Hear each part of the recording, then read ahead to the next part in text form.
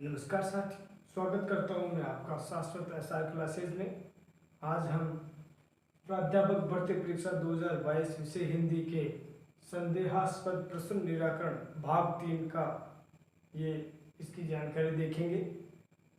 मैंने इसके लिए 2 भाग पहले भी बना रखे हैं। एक बात तो कट ऑफ के साथ ही जो 5 प्रश्नों का संदेह दूर करने का प्रयास किया था, और एक और भाग नंबर 2, उसमें 2 प्रश्नों का संदेह दूर करने का मैंने प्रयास किया था। और वो संदेह का जो निवारण था वो बिल्कुल बाकायदा जो ऑथेंटिक किताबें हैं, जो बड़े नाम है हिंदी में, हिंदी के बड़े आलोचक हैं, बड़े समीक्षक हैं, उनकी पुस्तकों से मैंने ये किया था। और आज उसी कड़ी को आगे बढ़ाते हुए हम ये जो प्रश्न हैं हमारे सामने, उन प्रश्नों के निराकरण के लिए किताबों के नाम, उनके पृष्ठ संख्या, उनके लेखक और साथ में उसका विवरण क्या है, उसमें क्या दिया गया है, इसकी जानकारी अपन करेंगे। मुझे आशा है और पूरी उम्मीद है कि आपको इन प्रश्नों के जो जवाब जो आप इतने दिनों से इसका इंतज़ार कर रहे थे, वो उनको आपको जैसे ही आपको प्राप्त होंगे तो आप में एक आत्मविश्वास आएगा, एक संतोष आप में आएगा, जिज्ञासा की जो प्रवृत्ति है वो आपके उसका समन होगा। ऐसे ही और भी वीडियो आते रहेंगे अभी, तो आप चलो इसको शुरू करते हैं। आपके जो प्रश्न पत्र में सवाल आया था 13वीं शती की रचना है, इसके 4 विकल्प थे: महापुराण, राउलवेल, विजयपाल रासो और संदेश रासक। अब इसमें बात यह है कि महापुराण 10वीं शती की रचना है, राउलवेल 11वीं शती की रचना है। इन दोनों का ज़्यादा इस सवाल में इतना सस्पेंस नहीं है, लेकिन ये विजयपाल रासो और संदेश रासक, इस सवाल में इन दोनों विकल्पों में काफ़ी विद्वान और काफ़ी अभ्यर्थी पसोपेश में है कि इसका उत्तर क्या होगा। तो इसके विश्लेषण के लिए अपन चलते हैं सीधे हिंदी साहित्य का। पहला है इसका जो अपन साक्ष्य दे सकते हैं, हिंदी साहित्य का सरल इतिहास 2007। मेरे पास ये किताब है, ये आप देख पा रहे हैं, हिंदी साहित्य का सरल इतिहास, विश्वनाथ त्रिपाठी। और ये किताब जो त्रिपाठी जी ने लिखी है 2007 में इसका प्रथम संस्करण आया था। तो इसके पेज नंबर 4 और 6 पे इन्होंने इसका विवरण दिया है इस संदर्भ का कि संदेश रासक 13वीं शती की रचना है और विजयपाल रासो जो है वो 14वीं शती की रचना है। तो इसके हिसाब से अपन मानेंगे इसका उत्तर संदेश रासक 13वीं शती की। इससे पहले मैं आपको बता दूं कि इस बार जो प्राध्यापक भर्ती परीक्षा 2022 विषय हिंदी का आयोजन हुआ था, उसमें ये जो पुस्तक आप देख पा रहे हैं, मेरे किसी साथी ने भी कहा था कि सर वहाँ से हूबहू प्रश्न उठा लिए गए हैं। वास्तव में बात सही है। इसमें से लगभग 6-7 क्वेश्चन ऐसे आए थे, 6-7 प्रश्न ऐसे आए थे जो हूबहू है। और दूसरी बात यह है कि वो 6-7 प्रश्न जो आपको संदेह पैदा कर रहे हैं, वो 6-7 प्रश्न अगर आपने इस किताब को पढ़ा होता देवयोग से, तो आप आज बुलंदी पर होते। कोई बात नहीं, क्योंकि हर एग्जाम में ऐसा होता है कि पेपर सेटर किसी न किसी लेखक की किताब से अपने संदर्भ लेता है। अभी जो सहायक आचार्य भर्ती परीक्षा 2022 में अभी जो रिजल्ट आया था, भर्ती का नाम 2022 है, सहायक आचार्य भर्ती परीक्षा 2020, उसमें हजारी प्रसाद द्विवेदी जी से ज़्यादा सवाल पेपर सेट ने उठाए थे। तो ये होता है। इसके लिए ये है कि अपन जो बड़े लेखक हैं उनकी जो 4-6 किताबें हैं, उसका मैं एक अलग से वीडियो बनाऊंगा। तो उन किताबों का अगर हम अध्ययन करते हैं तो हमें चाहे किसी भी लेखक से सवाल आए तो हमारे को कोई दिक्कत नहीं होगी इतनी। अब इसमें पेज लिखते हैं 4 और 6 पेज नंबर पे। 4 पे लिखते हैं संदेश रासक 13वीं शती, इसमें साफ लिखा है। और उसके बाद में ये 6 पेज पे लिखते हैं विजयपाल रासो के रचयिता का नाम नल्ल सिंह है। इसमें जो लड़ाई विजयपाल ने पंग राजा से की थी उसका वर्णन है। मिस्र बिंदुओं ने इसका रचना काल 14वीं सदी ही माना है। ये 14वीं सदी माना है, लेकिन इनके अनुसार नहीं है। जो मिस्र बिंदु जो बड़े लेखक हैं उनके हिसाब से, उनकी किताब से उद्धृत करते हुए त्रिपाठी जी ने यह बताया है। तो इस प्रकार से इनकी किताब से यह है कि संदेश रासक 13वीं सदी बिल्कुल सटीक उत्तर है, प्रतीत होता है। उसके बाद में अगला जो अपन ने इसका लिया है साक्ष्य के तौर पे हिंदी साहित्य का उद्भव और विकास, 1952 में ये किताब लिखी गई और ये इसके लेखक है हजारी प्रसाद द्विवेदी जी। इसके पेज नंबर 43, 50, 51 इस पे इसका विवरण दिया गया है। मेरे पास किताब है, मैं आपको अभी ये किताब है हिंदी साहित्य का उद्भव और विकास। इसके पेज नंबर 43, 50 और 51 इस पे दे रखा है, देख लेते हैं।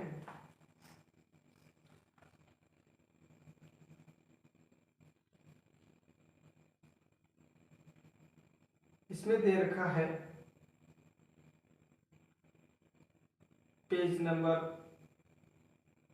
50 पे संदेश रासक मुल्तान की 11वीं सदी की कवि अब्दुर्रहमान या अब्दुल रहमान ने संदेश रासक नाम की एक बड़ी सुंदर प्रेम कहानी लिखी, यानी ये इसको 11वीं सदी की मान रहे हैं संदेश रासक को। उसके बाद में लिखते हैं पेज नंबर 51 पे, हेमचंद्र के दोहों में संदेश रासक के एक दोहे को उदाहरित देखकर इसे 11वीं सदी का काव्य ही मानना ठीक जान पड़ता है। यानी हजारी प्रसाद द्विवेदी जी संदेश रासक को 11वीं सदी का काव्य मानते हैं, 11वीं सदी की रचना मानते हैं। इसके बाद अपन चलते हैं, इसी के पेज नंबर 51 पे लिखते हैं ये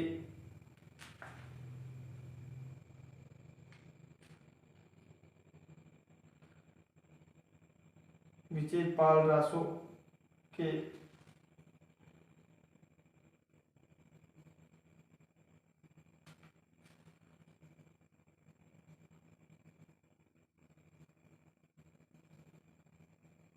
इसमें ये विजयपाल रासो का उल्लेख करते हैं और उसके बाद में ये जो किताब पुस्तक है इसमें इन्होंने वो आधार माना है। इसका संवत जो है दे रखा है इन्होंने 1355 ईस्वी। तो इसमें संवत 1355 दे रखा है और ईस्वी सदी मानने पर इसका ये हो जाता है 13वीं सदी ईस्वी की अगर हम मानते हैं। बाकी इसमें पुस्तक में दे रखा है सीधा संवत 1355, इसी हिसाब से है। इसके बाद में अपन आते हैं हिंदी साहित्य का आलोचनात्मक इतिहास 1938। ये भी जो डॉक्टर राम कुमार वर्मा जी ने 1938 में अपना आलोचनात्मक ग्रंथ लिखा था और हिंदी साहित्य का ऐसा ग्रंथ है जो अब तक पूरा नहीं हुआ, उन्होंने वो इसे पूरा नहीं कर पाए थे। उसके पेज नंबर 169 और 70 पर वो लिखते हैं कि नल्ल सिंह भट्ट द्वारा रचित इस ग्रंथ में करौली नरेश विजयपाल के युद्धों का ओजस्वी वर्णन है। पेज नंबर 51 पे लिखते हैं नल्ल सिंह का समय। अब ध्यान दीजिए, नल्ल सिंह का समय संवत 1355 माना गया है और उसके कथा प्रसंग का समय 1150। यानी जो नल्ल सिंह जी थे उन्होंने कथा ली थी वो 1150 से और उन्होंने जो इसकी रचना की थी उसका संवत है 1355 दिया है इसमें विजयपाल रासो का 1355। तो इससे हिंदी साहित्य के उद्भव और विकास के हिसाब से और ये दोनों मैच खा रहे हैं विजयपाल रासो 1355 संवत। लेकिन अगर हम ईस्वी सदी में इसको मानते हैं तो फिर ये हो जाएगा 1298, इसका मतलब 13वीं सदी। तो इस प्रकार से अपन देख सकते हैं।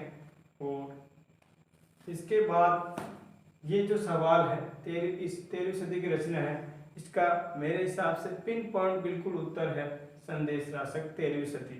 जैसे आपका सवाल होगा सर आप क्या मानते हो, मेरी जो मानना है संदेश रासक 13वीं सदी की रचना है। लेकिन इसके मैंने जैसा कि पहले आपको बताया कि मेरी अपनी राय से क्या होगा, राय तो आपको साक्ष्य देने से आपके जो उत्तर आपने वहाँ लिखा है, जो गोला आपने वहाँ भरा है, उसके हिसाब से आपके जो बैठ रहा है, आपने जो भरा है, उसके अकॉर्डिंग आपकी मदद के लिए ये मैंने डेटा साक्ष्य के तौर पर यहाँ प्रस्तुत किए हैं। उसके बाद में अपना, मुझे आशा है कि इस प्रश्न के बारे में आपको अच्छे से जानकारी हो गई होगी। विभिन्न प्रकार की पुस्तकों से मैंने आपको अभी दिखाया है। इसके बाद में अपन चलते हैं दूसरे सवाल पे, कि सवाल ये था, ये अच्छा सवाल था। बाकी ये जो सवाल थे इसमें क्या कि सती का भी तेरहवीं सती कौन सी, संवत वाली, ईस्वी वाली, उससे थोड़ा भ्रम पैदा हो रहा था। लेकिन इसमें लिखा है और ये पहले भी अपन ने कल देखा था कि भारतेंदु जी का मूल नाटक, उसके हिसाब से अलग अलग अपन ने देखा था। और मैं फिर बता दूं आपको, ये जो पुस्तक है इसी में से वो सवाल भी हूबहू आया था, और किसी किताब में प्रेम जोगनी शब्द नहीं मिलता, इस किताब में मिल रहा है। इसके बाद में मोतीलाल मेनारिया के अनुसार बीसलदेव रासो का रचना काल है बीसलदेव रासो का। वो किसके अनुसार? मोतीलाल मेनारिया, जो राजस्थान के प्रसिद्ध विद्वान हैं, उनके अनुसार। तो इसके उत्तर के साक्ष्य में ये है, वापस वही किताब है, हिंदी साहित्य का उद्भव और विकास, 1952 में ये लिखी गई आचार्य हजारी प्रसाद द्विवेदी जी द्वारा। उसके पेज नंबर 42 पे ये पुस्तक है। उसके पेज नंबर 42 पे ये लिखते हैं,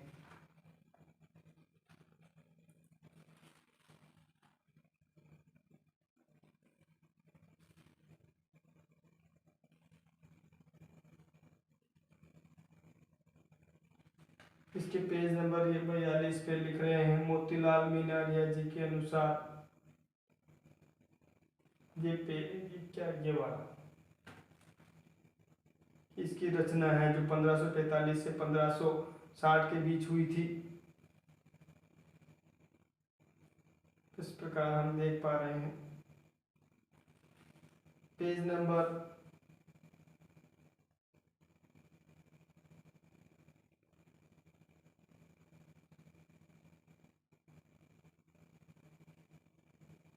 41 और 42 में इसका विवरण है। 42 में दे रखा है बीसलदेव रासो का रचना काल। ये देखिए आप यहाँ, बीसलदेव रासो का रचना काल 1545 से 1560 ईस्वी के आसपास निकलता है, जिसकी पुष्टि उसकी भाषा से होती है। ये लिखा है आचार्य हजारी प्रसाद द्विवेदी जी ने। तो इसके हिसाब से ये 1545 से 1560 16वीं सदी में आएगा। इसके बाद में हिंदी साहित्य का इतिहास जो डॉक्टर नगेंद्र जी का है, 1973 में इन्होंने इसका संपादन किया था, वो भी मैं आपको बताता हूँ। हिंदी साहित्य का इतिहास डॉक्टर नगेंद्र द्वारा संपादन।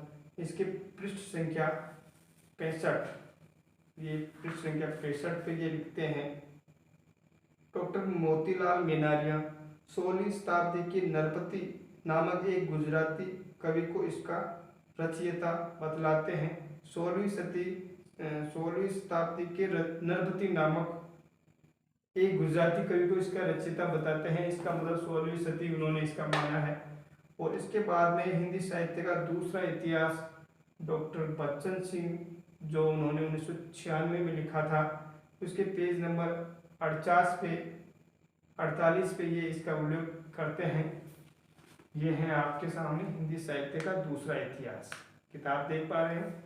इसके बाद में इसमें लिखते हैं, डॉक्टर बच्चन सिंह इसमें लिखते हैं कि मोतीलाल मेनारिया इसे यानी बीसलदेव रासो को और भी परिवर्तित ठहराते हैं 1546 से 1560 के आसपास। ये इसमें लिखा है किताब 1546 से 1560 के आसपास, यानी 16वीं शताब्दी। इसके साथ ही हिंदी साहित्य का सरल इतिहास 2007, जो विश्वनाथ त्रिपाठी जी की किताब, जैसा मैंने आपको पहले बताया, विश्वनाथ त्रिपाठी जी की किताब, इसके पृष्ठ संख्या 7 पे ये इन्होंने लिखा है, श्री मोतीलाल मेनारिया के अनुसार इसकी रचना 16वीं शताब्दी में हुई होगी। ये जो किताब है इसमें से लगभग 6-7 सवाल हूबहू आ गए हैं, और वो सवाल वास्तव में जो बच्चों में अभ्यर्थियों में भ्रम पैदा कर रहे थे उसका निराकरण इसमें है। और इस प्रकार से इस जो सवाल का उत्तर होगा मोतीलाल मीनारिया के अनुसार इसका रचना काल 16वीं शताब्दी ही इसका उत्तर होगा। इसमें कोई संदेह अब आपके अंदर आपके बीच नहीं रहना चाहिए। और साथ में ये भी है कि कुछ विद्वान इसको 14वीं शताब्दी बता रहे थे, कुछ इसको कह रहे थे कि ये तो डिलीट होगा सवाल, लेकिन आपके सामने इतने पुष्ट प्रमाण सारे विद्वान 16वीं शताब्दी पर जोर दे रहे हैं। मेरे पास 2-3 किताबें और भी हैं, लेकिन वीडियो थोड़ा लंबा हो जाएगा, इसलिए ये जो प्रमाण है ये पुष्ट है और अपने आप में पर्याप्त है। इसके बाद में अपन चलते हैं, एक और सवाल जो लगातार आ रहा था, अभ्यर्थी कमेंट भी कर रहे थे कि सर गीसु के अनुसार माधव की पत्नी को स्वर्ग क्यों मिलेगा, इसके बारे में भी।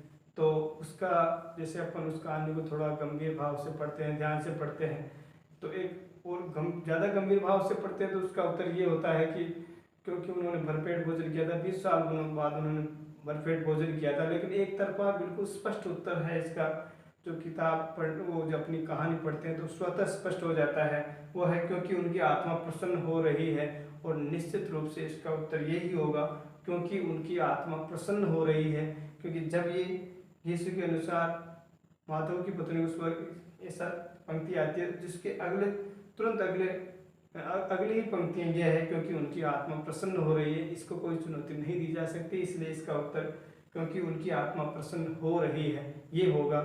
प्रिय अभ्यर्थियों, मुझे पूर्ण विश्वास है कि आपको इस टेबल से, आज के इस वीडियो से आपको मदद मिलेगी। और अगर आप चाहते हैं कि इस प्रकार से आपके 2-5 प्रश्न और हैं जिनका निराकरण किया जाना है, संदेह थोड़ा दूर हो जाए और अपन ताजगी महसूस करें, तो आप इस वीडियो को शेयर करें, लाइक करें और इस चैनल को सब्सक्राइब करें। और आपको इसी के साथ और भी जो प्रश्न है हमारे, जो मैं आपको जल्दी ही अगली वीडियो में आपसे मिलता हूँ। आपका बहुत बहुत धन्यवाद।